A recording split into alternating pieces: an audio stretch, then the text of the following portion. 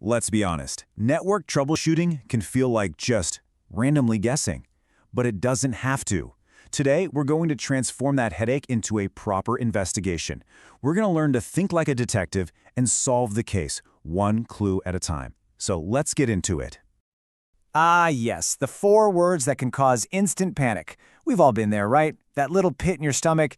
Your first impulse might be to just start rebooting everything you see. But hold on, there's a much smarter way to handle this. See, you've got 2 choices. There's the chaotic way, running around, pulling cables, making things more stressful. And then there's the detective's way, a calm, step-by-step process to hunt down the real source of the problem. That's what we're here to master. So why even bother with a method? Well, because it saves you a ton of time. It keeps you from accidentally making new problems, and most importantly, it makes sure you don't miss that one tiny clue that solves the whole thing. It really does turn you from a frantic user into a confident problem solver. And the best part? This powerful method really just boils down to 6 simple, super effective steps. Just 6. That's all you need to crack almost any network mystery that comes your way. Here's our game plan. First, you identify the problem. That's gathering your evidence. Then, you establish a theory, which is basically lining up your suspects.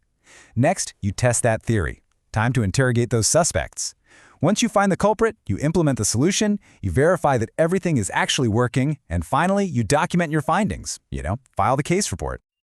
All right, detective, time to grab your notepad. Let's dive right into the heart of the investigation, from finding the first clues all the way to catching our culprit.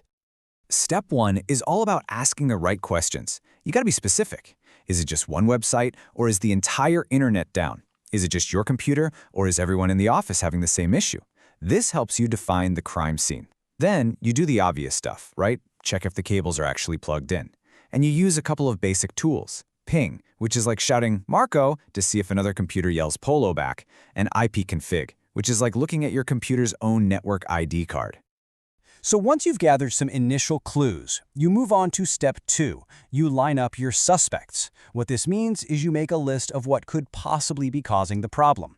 And a key pro tip here, always start with the simplest, most obvious stuff first.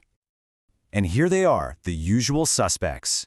Could be a loose cable. Maybe your computer didn't get a proper IP address from the network. Could be a DNS problem. DNS is like the internet's phone book that turns names like google.com into numbers. Or maybe the router's just given up. Or the problem's even bigger, an issue with your internet provider. This is where we start our hunt.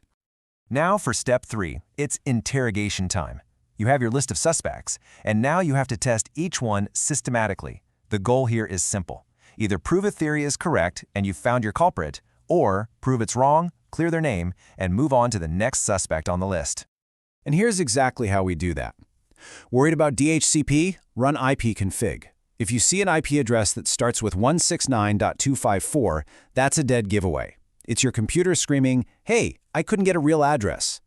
To test for a DNS problem, you try to ping an IP address directly, like Google server at 8.8.8.8. If that works, but pinging google.com fails, boom, you know the problem is with the internet's phone book, not your connection. Every test gives you a clear yes or no. Okay, so your testing paid off, and you have found your culprit. Now we're on to step 4. This is crucial. You don't just start clicking around randomly. You make a clear plan of attack, and then you implement the specific solution for the problem you found. So the solution should line up perfectly with your finding. If it was a DHCP issue, you can try a command to renew the IP address or just restart the router. If it was a DNS problem, maybe you temporarily switch to a public one like 8.8.8.8. And if the router wasn't responding, well, a good old-fashioned restart is usually the right move. Now, a lot of people would stop right there. Problem solved, right? Wrong. A real pro knows the job isn't over just because you've made the arrest. There are 2 final steps that are absolutely critical to closing the case for good. Step 5 is all about verification. You have to make sure justice was actually served. Did you really fix the problem? Don't just assume it's working. Go back to the person who reported it, have them try it out, and get confirmation that everything is back to normal. And finally, the step that so many people skip, but it's what separates the good detectives from the great ones, documentation. By writing down what happened, what you did, and how you fixed it, you're not just closing a case, you're building a knowledge base, a playbook that makes you and your whole team smarter and faster the next time something like this happens. So, you have your 6-step method, and it's going to solve most of your problems. But what about those really tough cases? When you're totally stumped? For those moments, we can pull out an advanced technique, using something called the OSI model to guide our investigation. Think of it this way. The OSI model just gives you two different game plans. The bottom-up approach is when you start at the very bottom, with the physical stuff, the cables, the lights. This is perfect when you think it's a hardware problem. The top-down approach starts at the very top, with the software you're using, like your web browser. This is your go-to when you're pretty sure the hardware is fine and it's a software glitch. All right, you've learned the 6-step method. You've even got some advanced techniques in your back pocket. I think you're ready. It's time to put on that detective hat and officially take on your first case. So here's the call you get. Your friend says their Wi-Fi isn't working on their laptop, but, and this is a huge clue, it's working just fine on their phone on the same network. The initial report is in. So, thinking about everything we just went over, what's your first move? What's the very next thing you do? You already know the problem is isolated to just one device. So, as the lead detective on this case, what's your next step?